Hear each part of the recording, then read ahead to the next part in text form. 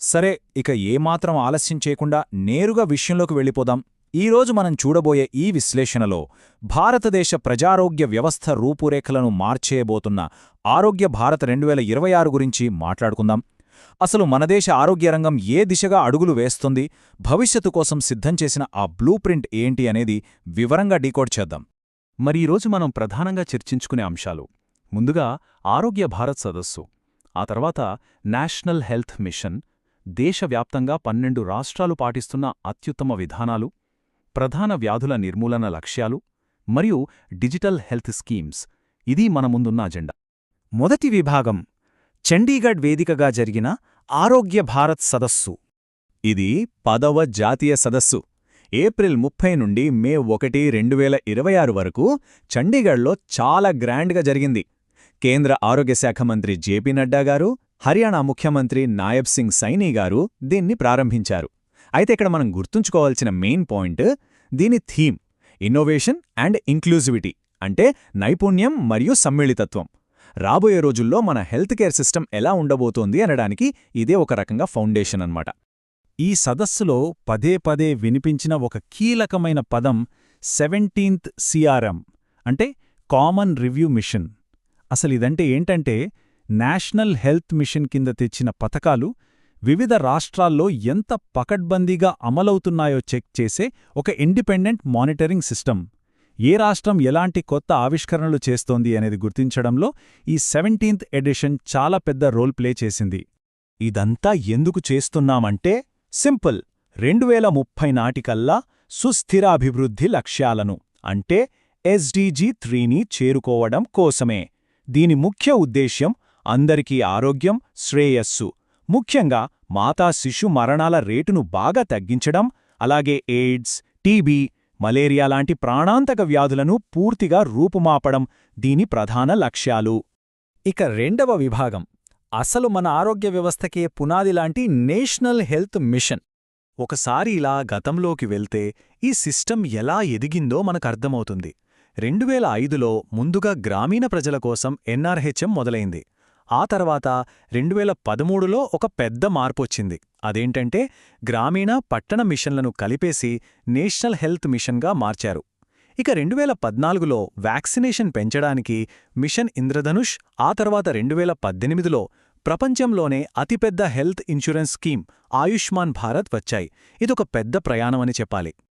అయితే పై స్థాయిలో ఎన్ని పథకాలు తీసుకొచ్చినా అవి గ్రౌండ్ లెవెల్లో సక్సెస్ అవ్వడానికి అసలైన కారణం ఆశా వర్కర్లు. ఈ అక్రెడిటెడ్ సోషల్ హెల్త్ యాక్టివిస్ట్స్ గ్రామీణ ప్రజారోగ్యానికి అక్షరాల వెన్నెముక లాంటి వాళ్లు. ప్రభుత్వానికి, సామాన్యుడికి మధ్య ఒక బ్రిడ్జ్లా ఉంటూ అసలీ మొత్తం సిస్టమ్ను ప్రాణంతో నిలబెడుతున్న రియల్ ఫ్రంట్లైన్ హీరోలు వీళ్లే. మూడవ విభాగం 12 రాష్ట్రాల విధానాలు, వాటి అత్యుత్తమ ఆవిష్కరణలు. ఇక్కడ మనం గమనించాల్సిన చాలా ఆసక్తికరమైన విషయమేంటంటే, ఈ 17వ CRM గుర్తించిన కొన్ని రాష్ట్రాల మోడల్స్ అద్భుతంగా ఉన్నాయి. టీబీ మరణాలను ఆపడానికి గుజరాత్ తెచ్చిన ఆడిట్ రివ్యూ మెకానిజం, కేరళలో యాంటీబయాటిక్ స్మార్ట్ హాస్పిటల్స్, అస్సాం వాళ్ళ ఉత్తరం చొరవ, ఛత్తీస్గఢ్ సాధించిన మలేరియా ముక్త్ మోడల్. ఇవి మాత్రమే కాదు, స్టూడెంట్స్ మెంటల్ హెల్త్ కోసం తమిళనాడు స్పెషల్ హెల్ప్లైన్లు పెడితే నాన్ కమ్యూనికబుల్ డిసీజ్ స్క్రీనింగ్లో హర్యానా ఏకంగా టాప్లో నిలిచింది. ఒక్కసారి ఈ నంబర్ చూడండి, 98.80%. నిజంగా ఇది మామూలు విషయం కాదు.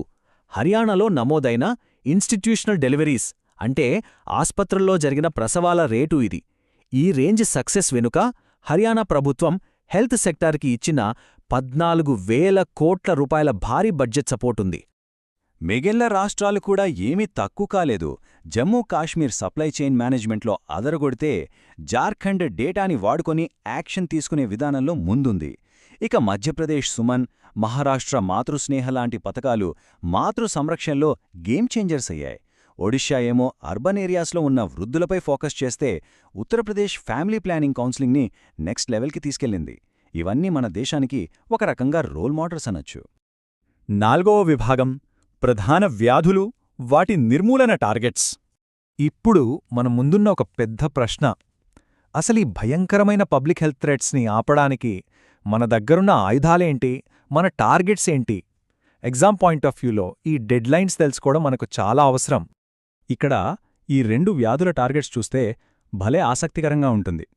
టీబీని ప్రపంచం పెట్టుకున్న టార్గెట్ కంటే ఒక 5 ఏళ్లు ముందే అంటే 2025 కల్లా పూర్తిగా తరిమి కొట్టాలని మన దేశం ఫిక్స్ అయింది. దీనికోసం డాట్స్, నిక్షే పోషణ్ యోజన లాంటివి వాడుతున్నారు.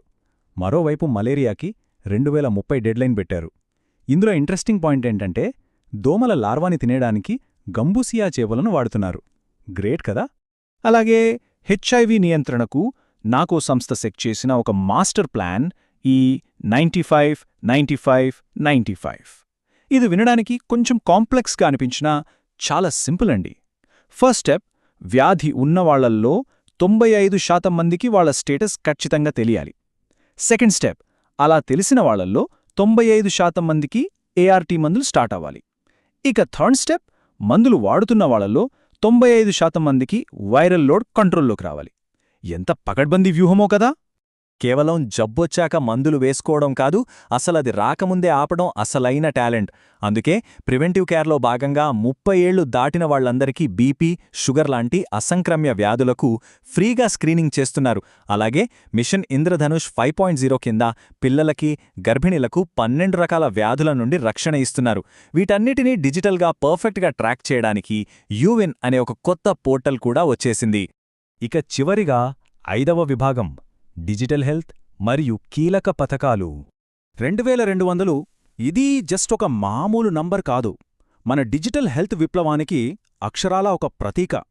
ఆయుష్మాన్ ఆరోగ్య మందిరాలలోని ఈసంజీవిని ప్లాట్ఫామ్ ద్వారా ప్రతిరోజూ యావరేజ్గా జరుగుతున్న టెలికన్సల్టేషన్స్ ఇవి.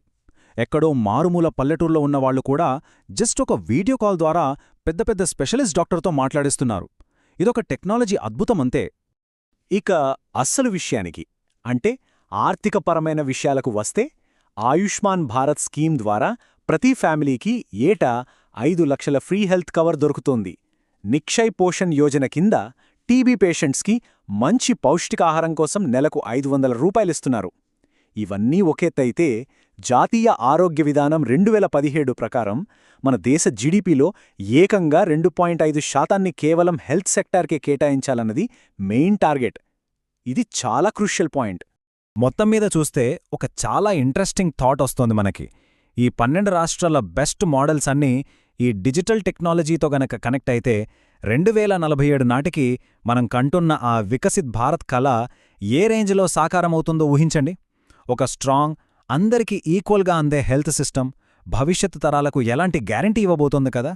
ఈ విశ్లేషణతో ఈ మొత్తం అంశంపై ఒక మంచి క్లారిటీ వచ్చిందని ఆశిస్తూ మళ్ళీ ఇంకో ఆసక్తికరమైన టాపిక్తో కలుద్దాం.